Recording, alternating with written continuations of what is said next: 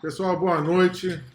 A gente está aqui com uma dentista colega nossa, brasileira que mora em Portugal. Ela vai contar um pouquinho da história dela, como é que ela foi para Portugal. Vanessa foi aluna nossa de um curso de zigomático aqui no Brasil, virou uma grande amiga. Hoje ministra cursos com a gente aí em Portugal, aqui no Brasil também, virou uma professora nessa área aí. Uma menina sensacional como pessoa e como cirurgiã também. Vanessa, muito bem-vinda ao nosso canal aqui. Me conta um pouquinho da sua história, por que você escolheu ir para Portugal, por que você escolheu essa terrinha nossa aí maravilhosa. Me conta um pouco da sua história. Eu decidi ir para Portugal devido à violência mesmo. Eu morava em Campinas, sofri alguns assaltos e foi o que fez eu decidir de vez ir embora do Brasil. Então, eu fui para Portugal com um emprego eu comandava artes protéticas de uma empresa, ficava supervisionando os dentistas e depois eu fiz toda a minha revalidação. Vanessa, só um minutinho. Eu acho que o seu computador está com volume aí. Vê se não está. Está dando um pouco de microfonia. Confere aí. Tem que tirar todo o volume. Pronto, maravilha. Então você morava em Campinas, muita violência, né? Sim, morava em Campinas, muita violência. Fui assaltada nos últimos 6 meses que eu morei aqui no Brasil 3 vezes. E aí foi o que fez eu decidir de vez mesmo ir para Portugal, fora do Brasil e outro rumo, né? Então eu fui contratada por uma empresa portuguesa aqui para fazendo a supervisão da parte protética da clínica, né? Não era então eu vim com esse emprego e depois eu fui tentando fazer a revalidação do diploma aqui em Portugal, que é um pouco complicada essa parte. Não, legal. E você já está aí há 5 anos, né? Ou menos um pouco, talvez. 5 anos. 5 anos. Não, legal. Me conta um pouquinho, em Portugal, aí na sua área, como é que é a parte de... Vocês fazem muito enxerto ósseo ou não fazem muito enxerto ósseo? Porque, por exemplo, hoje, né, pelo menos na minha área aqui, na parte de reabilitação de maxilas atróficas, foi o que eu me tornei um pouco referência nessa área, a gente tenta evitar o máximo possível a enxertia grande, né? Então, hoje eu parto, sempre que eu vejo uma maxila muito atrófica, que vai precisar de muito enxerto, eu sempre parto para a não enxertia. Eu sempre parto para a colocação de implantes zigomáticos, implantes pterigoideus, né, uma distribuição até de um Alan Fort, entre zigomático e tudo. Eu tento não fazer a parte de enxertia, visto a morbidade cirúrgica que dá, o tempo de tratamento muito longo, o paciente não usar prótese. Então, hoje, eu nunca vou... Não é que eu não faço enxerto, eu faço enxerto, mas eu parto sempre para a reabilitação sem necessidade de enxerto quando eu vejo uma maxila muito atrófica, né? Então, eu parto para os implantes zigomáticos, eu parto para uma prótese mais rápida, quando dá até protocolo carga imediata. Então, como é que é essa abordagem aí em Portugal que você faz? Eu aqui faço dessa forma que eu te falei. Então, aqui em Portugal, o perfil do paciente ele é bem diferente do perfil do paciente brasileiro. Porque o brasileiro que tem uma maxila atrófica, que precisa de uma reabilitação completa, ele geralmente ele tem mais idade. Então, ele tem já uma disponibilidade de osso um pouco menor, né? Já aqui em Portugal, eles são mais jovens. Então, eu queria comentar para você. Eu já cheguei a fazer protocolo em jovens de 26 anos. Então, a gente não pega tanta maxila atrófica. Pelo contrário, a gente pega maxila ainda com bastante disponibilidade óssea. Quando a gente tem uma disponibilidade óssea menor, geralmente é patológica. Foi um cisto muito grande, uma lesão crônica ali muito grande. Já peguei vários, e aí a gente para com zigomato, porque nesse caso a enxertia nem vale a pena, é mesmo assim muito grande, né? Melhor mesmo zigomato. Entendi. E quando você fala de zigomático aí, por exemplo, hoje, aqui, quando eu comecei lá atrás, né, há 15 anos, fazer zigomático, 90% das cirurgias eram em âmbito hospitalar. A gente levava o paciente para o hospital e fazia em âmbito hospitalar. Hoje, eu digo o seguinte, eu faço o contrário, eu faço 90% dos meus casos hoje com sedação do paciente em consultório. Logicamente que monitorizando o paciente, né, com monitorização para a gente ver com monitor onde a gente vê a temperatura, batimento cardíaco, frequência, pressão arterial de 5 em 5 minutos. A gente monitora o paciente, vê até ECG. Hoje, como é que funciona essa parte da sedação aí em Portugal quando você tem um paciente que para uma cirurgia maior, ou um paciente que tem problemas psicológicos em relação ao dentista, tem muito medo? Como é que você trabalha isso hoje? Eu aqui no Brasil hoje, eu trabalho hoje 90% dos meus casos de cirurgia avançada com sedação em consultórios. Né? O zigomático 3D que a gente faz aqui hoje, 90% é com sedação em consultório. Chama o anestesista aqui, ele faz a sedação e pronto. Antigamente não, eu fazia 90% em hospital. Isso viabilizou muito a minha cirurgia, onde o custo diminuiu muito. Né? Para você levar um paciente para um hospital, o custo é muito alto. O plano de saúde não cobre. Então o paciente já inviabiliza na parte de custo. Né? Hoje a gente consegue fazer um custo muito menor quando a gente leva o paciente para o consultório e faz isso com sedação. E aí em Portugal, como é que funciona isso? Eu diria que aqui em Portugal, eu acredito que 90% das clínicas fazem apenas sedação em consultório sem anestesia mesmo. Daí seria uma sedação consciente bioral, né? A gente não tem essa monitorização toda do paciente. E, sinceramente, pelo menos com a minha experiência que eu tenho, eu nunca tive nenhum tipo de problema. Claro que tem pacientes que dão um pouco mais de trabalho, que são mais ansiosos, não é? Mas geralmente a gente consegue trabalhar bem essa parte dessa maneira. Agora, pacientes que têm mesmo pânico, aí sim, que não tem outra maneira, geralmente vão para o hospital. Aqui, pelo menos, ainda não vejo anestesista indo para as clínicas fazer sedação, nem nada disso. Tá? Geralmente ou é hospital ou sedação bioral no consultório mesmo. Geralmente a gente vai. Entendi. Então, hoje em dia, aí em Portugal, hoje tem mais a sedação oral, não tem muita sedação venosa, né?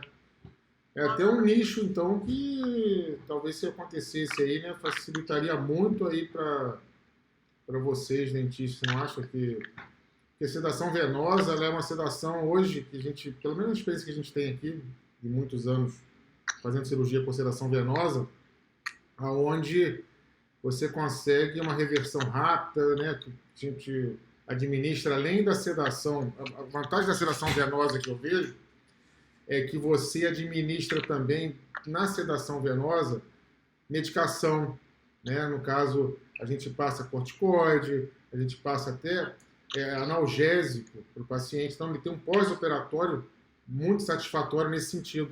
Ele tem menos dor, porque o analgésico já foi dado na sedação. Ele já tem menos inchaço, edema, porque o analgésico também foi dado na sedação. Então, hoje a sedação venosa, como o nosso protocolo hoje de excelência aqui, a gente tem muita coisa boa no pós-operatório, né? Então, uma coisa a se pensar, talvez, não sei como é que funciona a legislação aí da ordem dos médicos dentistas, mas, não sei, aqui no Brasil existe essa possibilidade. Legal você falar isso. Outra coisa que eu ia te perguntar é sobre carga imediata. Eu sei que você é uma expert aí de Alan Ford, né? Você faz muito Alan Ford. Eu lembro que a gente conversou muito sobre isso no Brasil aqui quando você veio em novembro. E eu aqui na minha clínica, no meu dia a dia, eu adoro a carga imediata. Né? Eu faço muita carga imediata. Quando eu trabalho com zigomático, quando eu trabalho com os implantes, eu chamo de implantes diferentes, eu sempre tento fazer a carga imediata, né? eu faço subinstrumentação, uso um implante com rosca bastante agressiva, para que a gente consiga chegar na carga imediata, né? Trabalho sempre com implantes que aguentem 50, 70 newtons de torque para a gente conseguir dar essa carga imediata.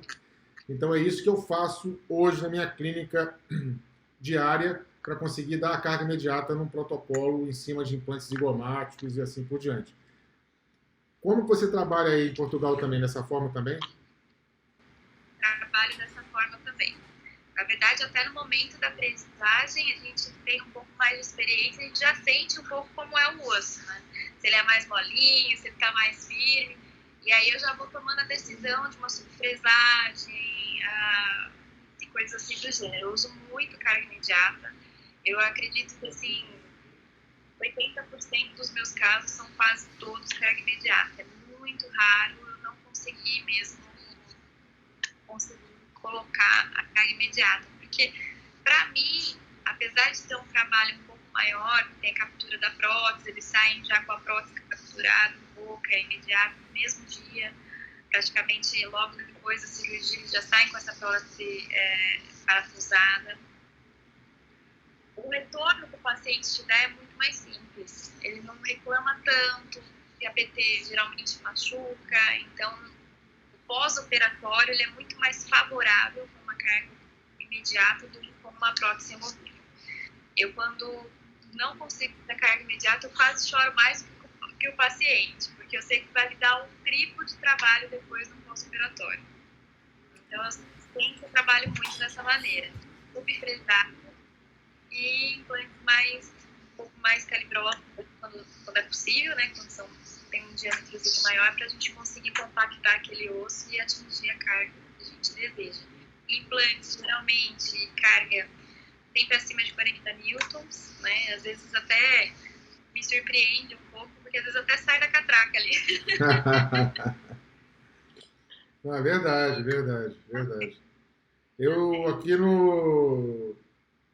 aqui na nossa clínica diária, né? O que eu falo sempre assim, a carga imediata, a gente tem até estudos hoje longitudinais aí de colegas que mostram que a carga imediata, quando você faz, igual você trabalha muito com Alan Ford, que é próteses totais aí e tal. Eu também trabalho muito com a parte de reabilitação com prótese total em cima de implantes, principalmente maxila atrófica.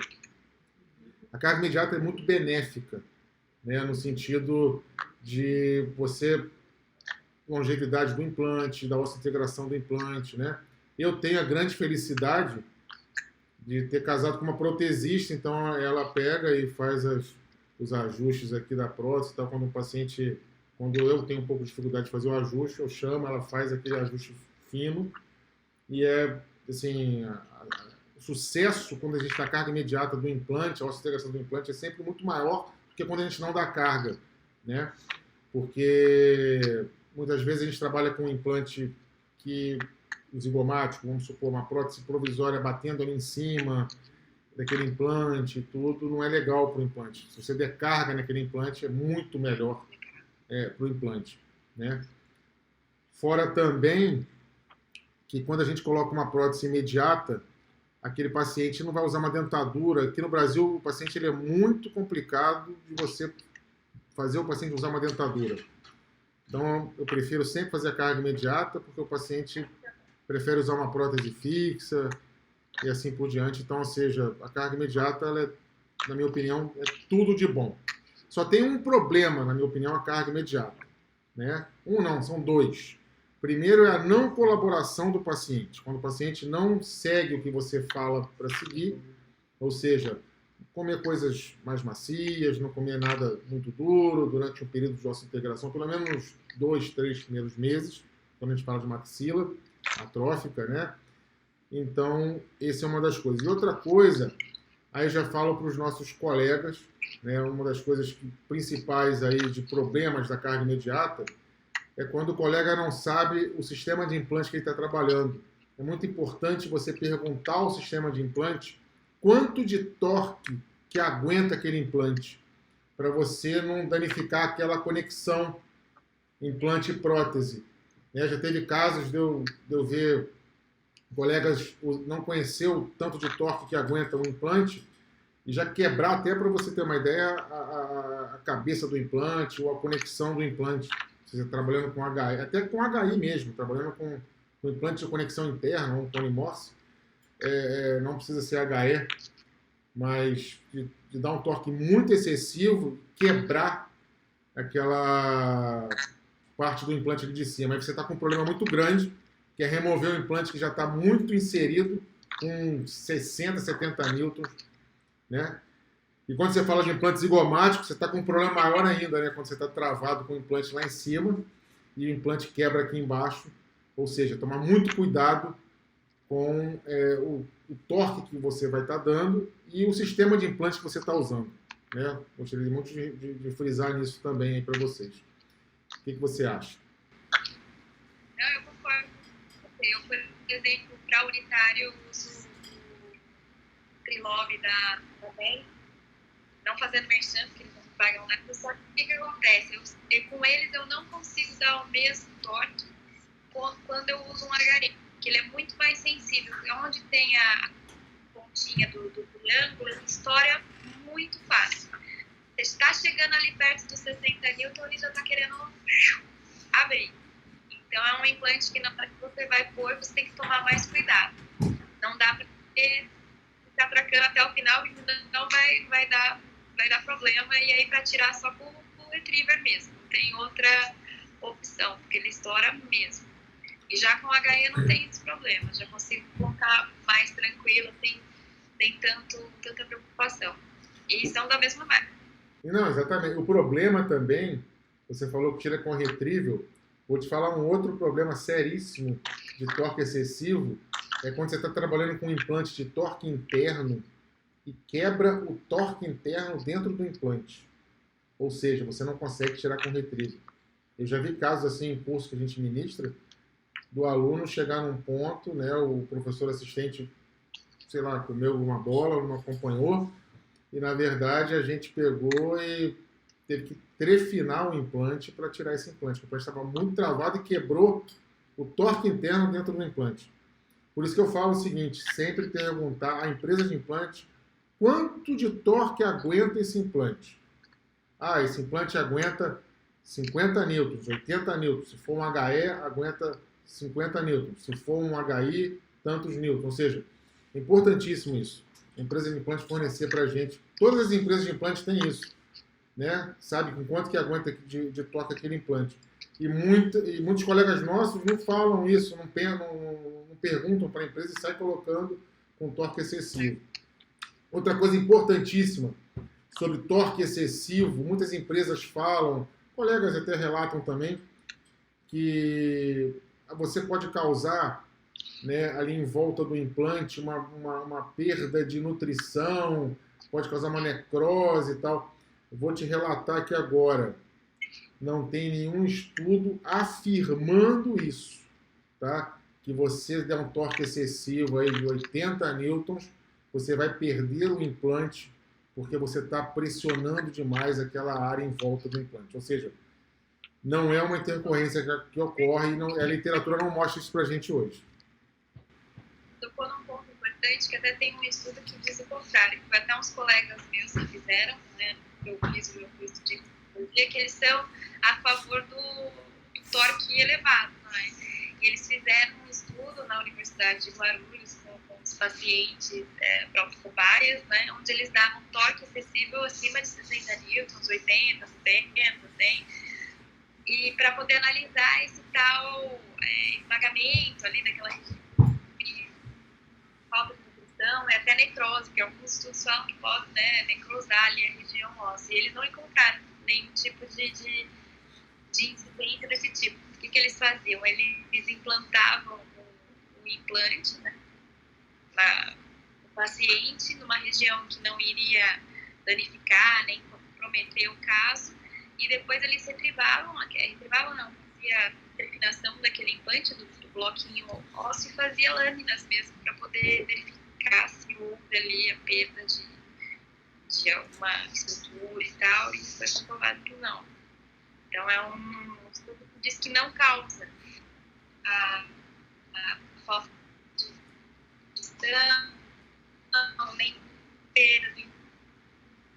Não, é verdade, é verdade. O que você falou é a mais pura realidade. Mas tem muita empresa de implante que defende o seu não travamento, vamos falar que marca, mas o seu não travamento, porque pode ocasionar isso, né? E, na verdade, não ocasiona isso, e a gente sabe que o travamento primário do implante é fundamental para o sucesso do implante, para a osseointegração do implante, para você buscar uma carga imediata, né? Primordial que o implante trave muito, né? A sua internet está falhando aqui no Instagram, você está vendo isso? Pelo menos para mim aqui. Está girando você. Daqui a pouco volta. A gente teve isso também na última live. Ó, saiu. Hã? Ela saiu do Instagram. Abre o computador e fala. Vamos falar com ela. Eu vou chamar ela de novo. Sim. Então, quando for mexer, tem que segurar o computador.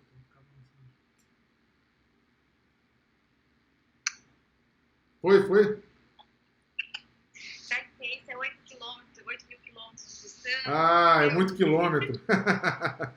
É o frio, congelou aí, né? Quantos graus está aí? Não, hoje até que não tá tanto. Agora tá uns 10 graus, mais ou menos. Mas como eu tenho duas cachorrinhas, eu sempre deixo os terraços um pouco abertos. Então, dentro da casa fica um pouco para elas poderem sair, voltar. Então, eu sempre deixo um pouquinho aberto e fica mais gelado aqui dentro. Entendi. Me conta o seguinte, outra coisa que me intriga muito, né? Eu já vou a Portugal há muitos anos e já ministrei algumas palestras aí. A gente tem um congresso internacional aí que a gente faz parte de uma equipe muito legal também, que é o ELB, né? Que é o Encontro Luso Brasileiro de Implantologia.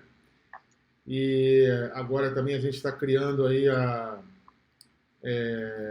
me chamaram para, na verdade, para ser diretor científico da Ethos, né? O pessoal do Brasil está montando a Ethos Health Education aí em Portugal, em Europa, né? Na verdade, que você faz parte, foi convidada a fazer parte dessa equipe também legal aí, onde hoje a gente tem alguns professores aí de Portugal, que é você, Vanessa, Pedro Pinto, Otávio, tem outros professores que também estão entrando também de cabeça junto com a gente.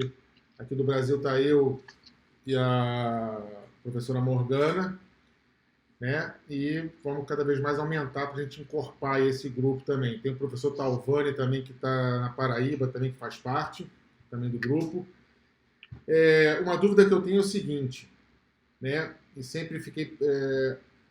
com o paciente português, né? O que ele tem, o que ele busca no dentista quando ele não tem dente, ou seja, porque, por exemplo, aqui no Brasil, a gente tem um paciente muito exigente. O paciente brasileiro, ele não vai buscar somente a saúde, ou somente botar um implante para conseguir morder.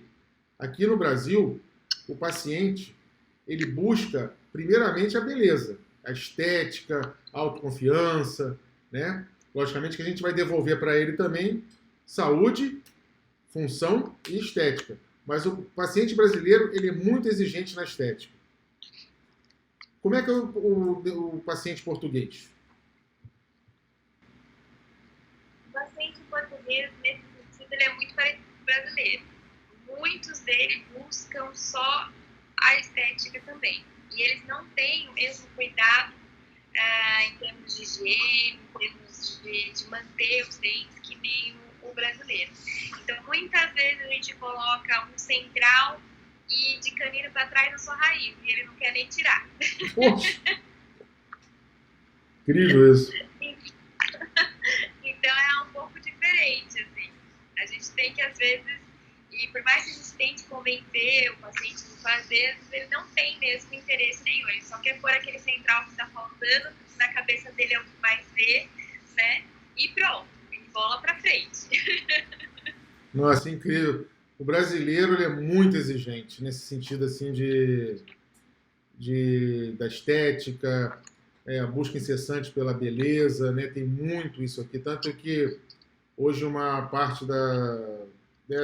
Está crescendo muito aqui uma especialidade, é a harmonização orofacial, né, na odontologia, muito porque o brasileiro busca muito essa parte estética. Hoje, por exemplo, a exigência dos meus pacientes assim, é impressionante. É muito focado na parte estética, né? Eles não pensam muito na saúde, eles pensam na parte estética, né? E, na verdade, a gente vai devolver para esse paciente a estética, logicamente, que junto com tudo, mas principalmente a saúde. Um paciente hoje que não tem dente superior, né? Um paciente hoje que usa dentadura, a gente sabe que ele tem 30% da força mastigatória dele, né? A partir do momento que você bota implante nesse paciente, ele aumenta muito a força mastigatória dele, ele aumenta muito o poder de corte dos alimentos, ou seja, ele vai ter uma alimentação, ou seja, a parte estomacal, a parte de intestino, vai ter uma saúde muito melhor, né? Enquanto que um paciente que usa dentadura não tem isso. Então, o brasileiro busca muito isso. Aí, em Portugal, como é que funciona essa parte? O paciente usa muita dentadura, ele aceita muito que você tire dente dele para fazer um Alan-Fort, por exemplo. Como é que funciona essa parte aí? Eles estão super a favor de tirar tudo. É a favor? Às vezes, totalmente. Às vezes, na verdade, a briga é a gente convencer o paciente de não tirar. Porque na cabeça deles eles querem tirar tudo, porque dente dói, incomoda, implante não vai mais. Então é uma outra visão. É amiguinho. Não tem como a gente comparar. Eles são bem assim, eles não são conservadores, nada. Então, por exemplo, eu já cheguei a fazer cirurgia em senhora de 45 anos, que tinha uma classe 3 super avançada, mas tinha todos os dentes funcionais, e ela não queria pôr aparelho. Então, ela quis fazer um Alan-Fort para corrigir esse problema dela proteticamente. E lá fui eu tirar os 32 dentes da mulher. Então, assim, é totalmente diferente. O paciente brasileiro, ele não quer tirar dentes. E eu concordo, essa é a minha escola, né? Essa é a minha posição também. Quanto menos tirar, melhor. Porém, aqui, na Europa, o pessoal gosta de tirar dente. Nossa, imagina, né? Você com um paciente de 45 anos, hoje 45 anos é uma pessoa jovem, né? Jovem. Eu sou muito jovem, eu tenho 45 anos. Eu fico imaginando É jovem. eu tirar todos os meus dentes e fazer um protocolo, né? Aqui no Brasil é inadmissível pensar nisso, né? A não ser que a pessoa, né, como é que se diz? Para você consertar uma má oclusão, tirar todos os dentes para consertar uma má oclusão, no Brasil jamais a gente pensaria nessa situação, e nem o paciente brasileiro também aceitaria uma situação dessa. Com certeza ele procuraria uma situação para manter os dentes e pensar de forma diferente. O próprio paciente exige outra coisa. Mas é legal você ver esse outro enfoque, né, esse outro ponto de vista, né, do português, até da Europa mesmo, como você relatou. E realmente eu já notei isso, que eles não pensam muito em manter dente. Eu noto muito isso também. É verdade. Me conta outra coisa. Aí você chegou no Portugal, né? Porque o dentista brasileiro, vamos lá, antigamente, quando a gente chegava, né, não foi nem na minha época, eu estou com 21 anos, vou fazer 21 anos de formado. Eu lembro que na época que eu formei, o dentista brasileiro em Portugal era uma sumidade. Ou seja, chegava aí, não precisava fazer revalida, não precisava fazer nada, né? O dentista brasileiro chegava e era bem querido, ou seja, só que aí teve, né, a mudança Portugal entrou para o mercado comum europeu, né? E aí passou a fazer parte do mercado comum europeu e teve que se adequar também à odontologia do mercado comum europeu. Porque, na verdade, a odontologia, me corrija se eu estiver errado, na Europa, né, quem faz parte do comum europeu, do mercado comum europeu, a odontologia é uma especialidade médica, né? Você faz medicina para você depois estudar um pouco de odontologia. Explica um pouquinho para a gente como é que funciona a odontologia, a formação odontológica na Europa e em Portugal e quem faz parte do mercado comum europeu. Então, essa questão de você primeiro formar e depois de odontologia é meio mito, tá? Antigamente era assim, hoje em dia já não é. Você tem mesmo um curso de medicina, que eles falam que é para médico dentista, né? Que é uma medicina odontológica, ou seja, você não faz um curso de medicina e depois uma especialização em odontologia. Porém, eu senti muita diferença, porque para nós que somos brasileiros e chegamos em Portugal, a gente tem que fazer uma revalidação do nosso diploma. O nosso diploma não vale na União Europeia, né? A gente não é considerado dentista só com o nosso diploma brasileiro. Então, a gente tem que fazer como se fosse uma transferência do Brasil para Portugal, para a gente estar conseguindo, então, atuar aqui. A gente cursa novamente algumas matérias na universidade, isso depende muito da legislação, em vigor na altura, né, para depois a gente conseguir mesmo um diploma europeu e conseguir se inscrever na ordem do país, né? Então, essa história de ter que fazer medicina para depois conseguir fazer odontologia, hoje em dia já não é assim, mas as universidades, as especialidades, né, das cadeiras, né, que a gente fala, as matérias da universidade, a maioria são dadas por médico, né? E por isso que os dentistas daqui são um pouquinho complicados. Por exemplo, a matéria de anestesiologia é dada por um anestesista, que muitas vezes não sabe técnicas de anestesia local-bucal. Então, você aprende os sais anestésicos, você aprende suas propriedades, indicações, mas você não aprende, por exemplo, a dar um bloqueio do canal alveolar inferior, entendeu? Porque ele não domina essa técnica para poder te ensinar. Então, é um pouco complicado aqui o ensino. E são 5 anos, né? Você sai com um título de médico, de dentista. Você tem a grande diferença, eu acho, do dentista brasileiro para o português, é que o brasileiro, ele, por exemplo, ele não consegue receitar todo tipo de medicação, algumas ele pode, outras não. Aqui não, a gente pode prescrever o que na telha, porque a gente tem título de médico, mas eu sinto que o ensino aqui deixa um pouco a desejar comparado ao Brasil. Entendi, é muito genérico, né? Não é muito específico, né? Muito genérico. A ideia, quando eu fiz a minha revalidação, eu tive que cursar matérias como cirurgia estomacal. Que isso? Aprendi a ler uma colonoscopia, uma endoscopia, para que serve, várias formas de retorragia, coisas que muito bom usamento, né? É bem... E, por exemplo, você fez o Revalida aí, né, em Portugal, né? Você pode, por exemplo, exercer na França, na Alemanha, em outros países da Comunidade Europeia? Sim. Assim, hoje em dia a gente tem 2 maneiras de poder trabalhar em Portugal. Tem essa transferência de curso, né, que é a que demora mais, porque você tem que cursar as matérias que eles selecionam lá na universidade, e tem como você fazer uma prova da Ordem dos Médicos Dentistas para ver se você passar, você pode se inscrever e atuar. Se você passar, pronto, você está apto, e aí você tem que fazer o curso novamente, se você quisesse. Tá? Da maneira de transferência de curso, ou seja, de você cursar na faculdade as matérias novamente, é a melhor maneira, porque você não tem uma revalidação do seu diploma, você tem um diploma europeu. É como se você fosse aluno europeu, você tivesse feito a universidade toda aqui na Europa. Então, ele é válido para toda a União Europeia. Ele vem já traduzido em português, lógico, mas vem também em inglês e francês para você poder trabalhar em outros países da Europa. Ele é válido em toda a União Europeia.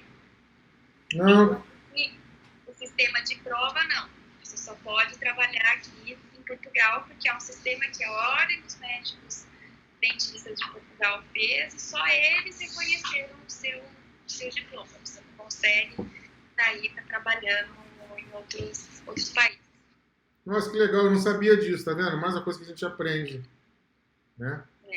O Bernardo está perguntando aqui Quanto tempo que leva o processo desse revalida? Depende da faculdade, né? Ou depende, por exemplo, também da sua titulação, ou seja, como é que funciona isso? O que vale é por exemplo, se você tiver ido, foi para Portugal, se já tiver, por exemplo, um mestrado, isso conta ou não conta? Ou conta a sua graduação? É assim, isso é muito relativo, tá? Porque o que acontece? Hoje em dia a gente tem um problema muito sério em Portugal, que é a quantidade de dentistas que já tem aqui. A gente tem uma quantidade absurda de dentistas para cada membro, né, para referente proporcional a cada população. Então, a ordem, ela está cada vez mais dificultando a entrada e a revalidação dos dentistas aqui em Portugal, tá? Então, por exemplo, quando eu cheguei em Portugal, a gente só poderia entrar no curso, fazer essa transferência de curso com uma autorização de residência. Não era válido só o visto de estudante, por exemplo. Esse visto, essa autorização de residência, ela é bem demorada para sair. Então, eu fiquei 2 anos esperando. Quando eu fiz a minha primeira inscrição, eu tinha que cursar só 6 meses. Porém, ainda não tinha pego o cartão físico dessa autorização, eles não deixaram eu fazer a matrícula. Então, eu tive que esperar vir o cartão físico, aí fiz de novo o processo, como se fosse a inscrição para a universidade no ano seguinte, né? E aí, por 6 meses, passou para 1 ano e meio, porque a legislação mudou. Então, varia muito de acordo com a legislação, porque o meu currículo não tinha mudado absolutamente nada, né, nesse meio tempo, ele não diminuiu, só diminuiu, o que mudou foi a lei em vigor. Tanto é que na primeira vez que eu fiz a inscrição, eles só analisaram o currículo, e na segunda vez que eu fiz a inscrição na mesma universidade, eu tive que fazer, inclusive, uma prova. Então, eu fiz uma prova que era de medicina geral, que era para peneirar mesmo os estrangeiros, e caía coisas absurdas, desde qual era o melhor ponto para uma cirurgia de tórax aberto, Que caía isso? corpo, juro, eu achei que eu estava no lugar errado, na verdade. Vocês me deram a prova errada aqui, ó. Eu achei que não caía nada do mundo. Eu perguntava, por exemplo, cor do óvulo na 3ª semana, do ciclo, não sei o quê. Eu fiquei assim, gente, nem sabia que o óvulo tinha cor. Que loucura. Quem dirá que ele mudava durante as semanas do ciclo menstrual. Que loucura. Então, assim, fiz essa prova e através dessa prova eles foram classificando qual era o tempo também que os alunos, além do currículo, precisavam cursar. Então, por exemplo, o tempo mínimo dessa vez foi 1 ano e meio, eu por acaso fiquei com 1 ano e meio, mas teve pessoas que ficaram com 2 anos e meio, tem relatos de pessoas que ficaram com 3, então é bem variado. É bem complicado. Você fez em qual faculdade? Eu fiz Unicamp. Não, eu digo aí em Portugal, a revalida. Aqui eu fiz a Fernando Pessoa, Fernando que Pessoa. é uma das menos burocráticas para você conseguir aqui na região do norte, né? Entendi. Depois tem outras um pouco mais burocráticas, né? Você mora no Porto, não é isso? Moro no Porto. Ah, legal. Legal, adoro o Porto, acho sensacional. A região de Portugal que eu mais gosto é a região do Porto. Adoro Portugal inteiro, mas a região do Porto eu tenho, não sei, uma empatia maior pela região do Porto. Mas olha só, voltando que a gente, esses projetos nossos aí e tal, que estão para frente, a gente está criando, né, você já participou até de um curso nosso aqui em novembro, né? Novembro, que você veio aqui no final do ano passado. E a gente está criando a filosofia, né, que a gente botou o nome de Zygomatic 3D. O que é essa filosofia Zygomatic 3D? Né? Ela é a abordagem das maxilas severamente atróficas sem necessidade de fazer enxerto. Né? Então, a gente busca sempre o approach palatino, a gente busca subfresagem, a gente busca os implantes zigomáticos, os implantes curtos, os implantes transsinusais, ou seja, a gente foge de um enxerto grande, a gente foge de morbidade cirúrgica, a gente foge de o paciente sofrer muito no pós-operatório, né? Então, a filosofia nada mais é do que isso, a gente chamou de Zygomatic 3D, tem também muito implante zigomático, mas é fugir do enxerto muito grande, buscar onde o paciente tem osso, logicamente que pensando também na prótese final, do implante bem colocado, do implante bem instalado, do implante instalado em osso do próprio paciente, né? Não em osso enxertado. Então, a filosofia é buscar isso, né? A gente me vi na obrigação de mostrar esse nosso trabalho de 15 anos aí fazendo isso, né? Lógico, eu faço enxerto? Faço enxerto.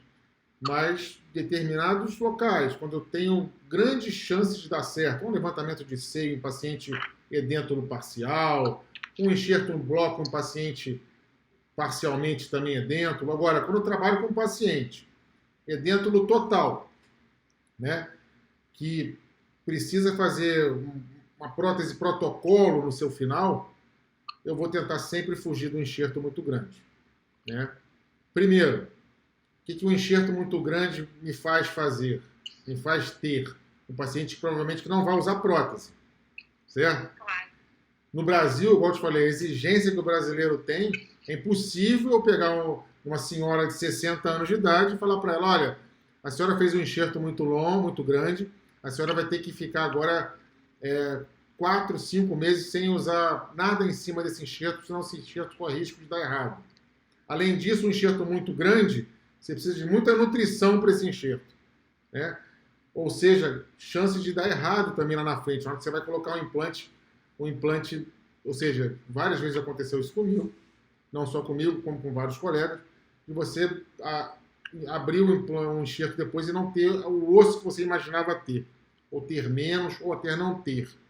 Então eu comecei a me ver, a procurar situações, né, dentro da própria clínica, e depois eu fui vendo que vários colegas também compartilham do meu pensamento, que é fugir um pouco dessa enxertia muito grande, fazer o paciente sofrer menos, né, e por um final igual, que é uma prótese protocolo. Quando você está falando de paciente que usa dentadura, a gente, no final, vai ser um protocolo. Ponto. Certo?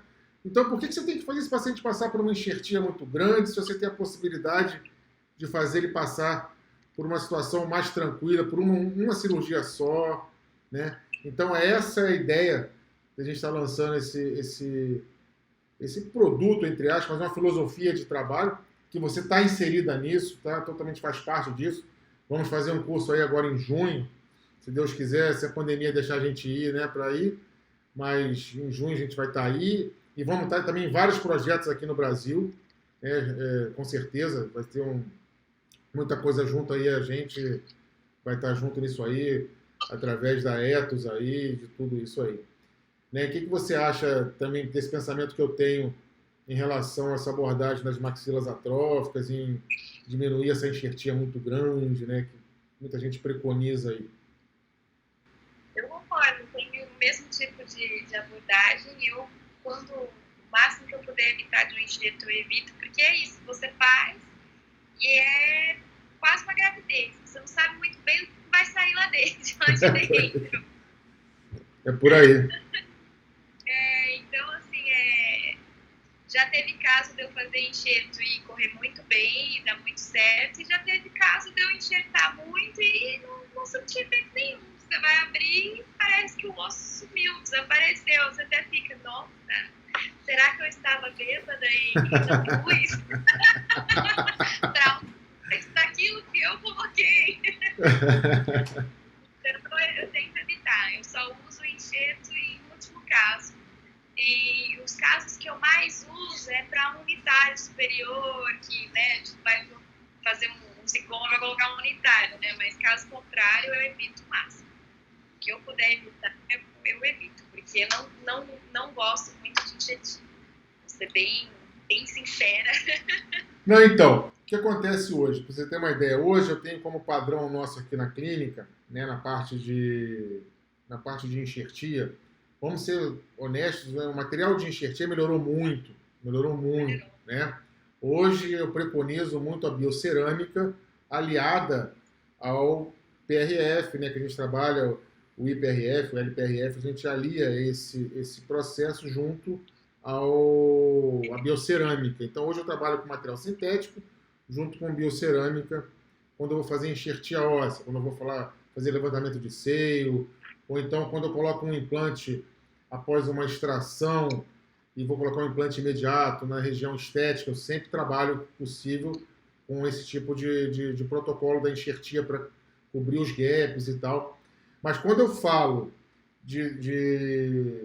como é que eu vou te dizer, de maxila atrófica, o paciente que chega com uma dentadura e eu tenho que fazer, ele tem um seio pneumatizado demais, bilateral e assim por diante, que eu vou ter que fazer muita enxertia óssea naquela região, né? Eu vou ser sincero para você, hoje eu tenho como primeira opção esse protocolo que eu estou te falando, que é a filosofia Zygomatic 3D, que é você procurar onde tem osso.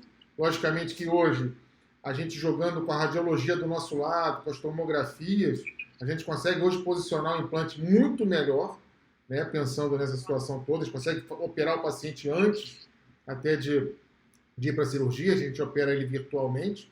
Então, hoje eu consigo colocar um implante pterigóideo, hoje eu consigo colocar um implante zigomático, né? Hoje a gente trabalha de uma forma, implantes curtos, né? Os implantes curtos hoje, menores do que 8 milímetros, a gente trabalha bastante também, todo mundo unido, quando a finalização protética vai ser um protocolo. Né? Eu não vejo, vou ser honesto com você, eu não vejo, pensando no paciente, eu sempre penso primeiramente no paciente, né? Pensando na finalização protética, pensando em tempo, pensando em menor morbidade para o paciente sofrer menos dor pós-operatória, menos inchaço. Ou seja, eu vejo hoje como primeira opção no paciente de maxila severamente atrófica, eu vejo essa opção da filosofia Zygomatic 3D como a primeira opção. Eu não vejo, vamos lá, vamos tirar enxerto da calota craniana, vamos tirar extraoral, ou vamos fazer uma enxertia gigante com biomaterial, ou seja, eu não vejo essa opção. Né? Eu não faria num paciente meu, não faria no meu pai, na minha mãe, alguém que eu goste muito, uma situação dessa. A gente tem que tratar o paciente, eu vejo, sempre pensando que tem um parente seu que você gosta muito, né, ali sentado ali. Então, não sei, eu vejo colegas falando, assim, dos enxertos, fazer enxertos gigantes e tal. Então, eu acho legal, por exemplo, técnica de Curie. Quando a gente fala de técnica de Curie, hoje a Europa gosta muito, a gente já deu muitos cursos aqui de técnica de Curie aqui para os alunos estrangeiros que vieram para a gente. Assim, o pós-operatório de uma cirurgia de Curie, ele é muito dolorosa, entendeu? Lógico, tem a sua indicação, Quem sou eu para não achar que é uma técnica que dá certo? Eu acho que dá certo. Mas eu sempre tento fugir, né, se for possível, se o implante ficar bem posicionado, se eu conseguir a finalização protética idêntica, sempre fugir do paciente sofrer. Né? Não sei o que você pensa também nesse sentido. Né? Sim, eu penso também nesse sentido. É que nem eu disse, eu uso mais a enxertia em casos de implantes unitários mesmo, ou seja, que nem você disse, eu faço muito implante pós-extração, implante imediato, e uso nesses casos basicamente, ou para fazer um molar superior, alguma coisa assim do gênero. Dificilmente eu faço levantamento de seio para fazer um protocolo.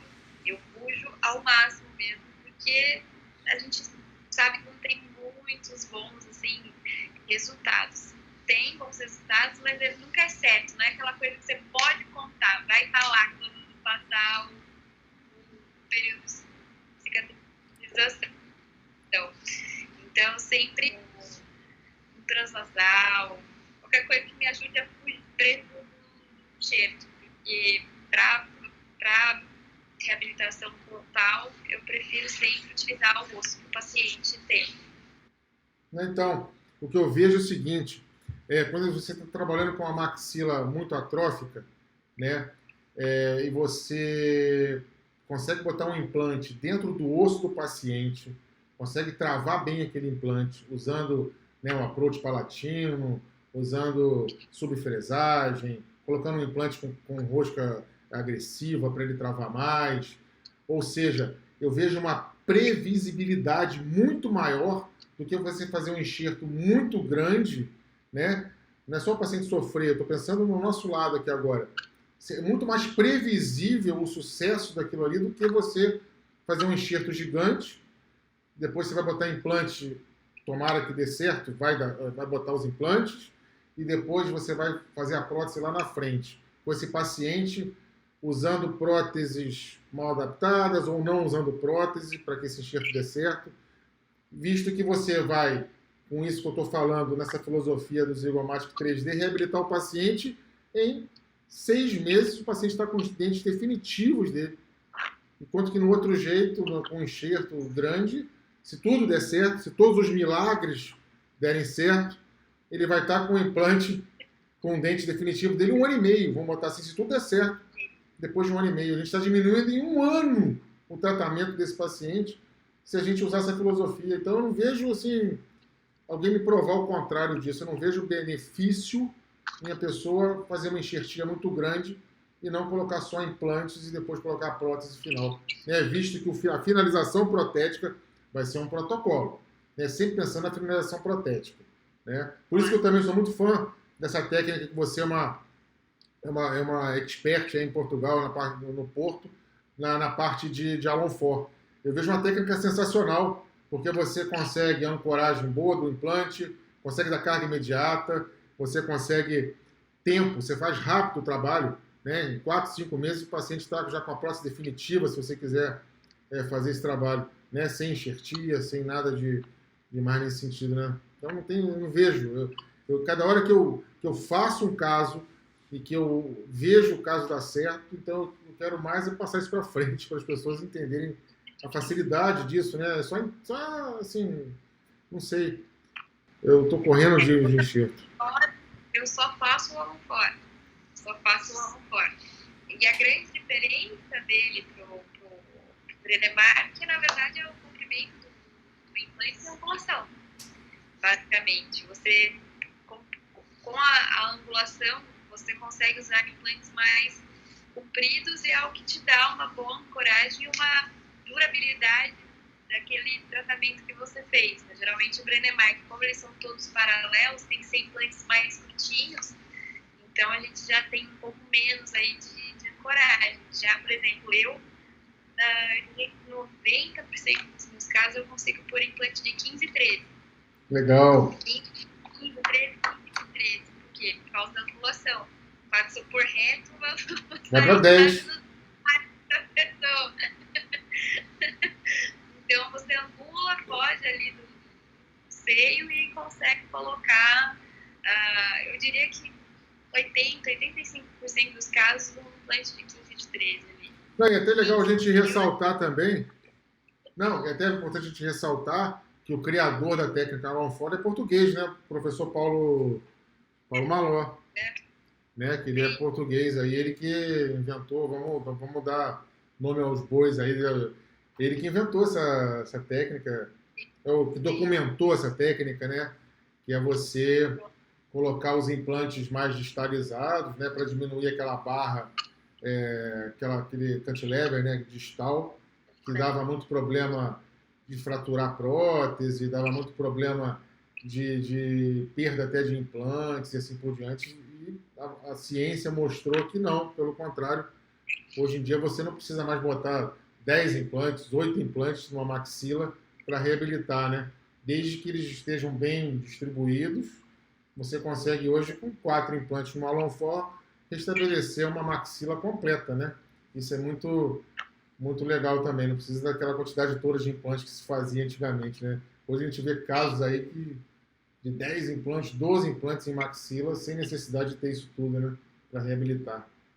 E a dificuldade também que eu vejo nesse tipo de sistema é a confecção da prótese depois, porque fica muito difícil você conseguir paralelismo em todos e fica aquelas divergências de posição de implante que a barra não é passiva, você tenta angular ali os multi-units para conseguir compensar, mas é muita angulação diferente.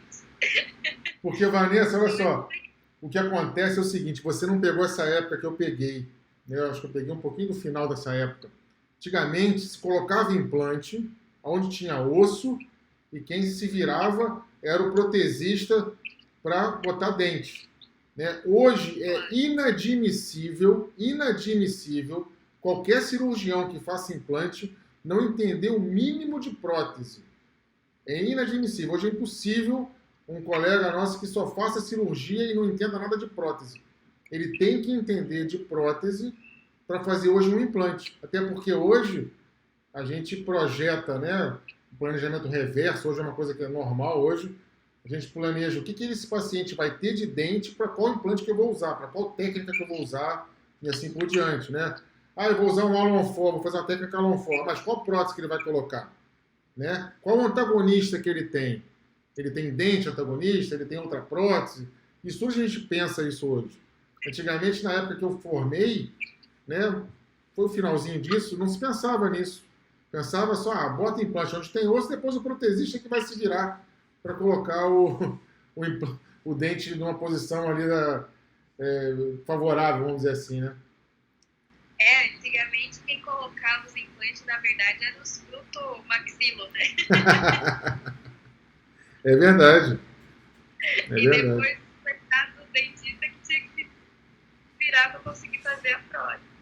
Eu aqui em Portugal peguei um caso para fazer só a prótese de uma senhora que era muito complicada. Não sei onde ela fez os implantes, mas assim, deixou os implantes quase metade para fora. Eu até apelidei a paciente carinhosamente de para-raio, porque parecia assim. E eram totalmente divergentes para moldar, foi terrível, porque muito para fora, eu tive que anular para conseguir um paralelismo mínimo ali. E aí o que acontece? A cabeça do implante ficava muito mais gorda do que o resto do corpo, né? Sim. Então tinha uma atividade ali terrível. Então é complicado. E a paciente não queria tirar os implantes, queria usar aqueles mesmos. Então foi complicado. Antigamente era bem difícil isso. E hoje em dia não, a gente tem muito multi-unit, muita angulação, não tem por que a gente sofrer tanto assim para fazer a prova. Não, exatamente. Né? Pensando na posição do implante, você já consegue bons resultados. Não, exatamente, né? exatamente. Vanessa, deixa eu te falar, parece que a gente está conversando aqui há 10 minutos, mas já está faltando um minutinho só para acabar a nossa live. Né? Agradecer a todo mundo que participou aqui. Te agradecer mais uma vez por estar no meio da semana, quase meia-noite aí em Portugal, né? Porque são 3 horas para frente. Você dispõe um pouco do seu tempo aqui para a gente. Foi fantástico. Você é uma pessoa muito legal, experiente, excelente profissional, eu já sei disso. O pessoal passou a conhecer você também. E serão a primeira de muitas lives aí, com certeza, porque a gente vai fazer muitos projetos juntos aí, né? Tanto no Portugal quanto no Brasil. Vamos botar isso para frente aí nessa parte da implantodontia zigomática, da implantodontia de reabilitação de maxilas atróficas aí. Tá bom? Muito obrigado. Foi ótima a sua participação. Você tem 30 segundos aí para dar um beijo a todo mundo que vai cortar. Bom, gente, muito obrigada pela oportunidade de estar falando com vocês aí de Londres sobre maxila, dividir um pouco a minha experiência com vocês, né? E isso, espero que tenha fornecido aí informações de você aqui da terrinha, como funciona um pouco aqui.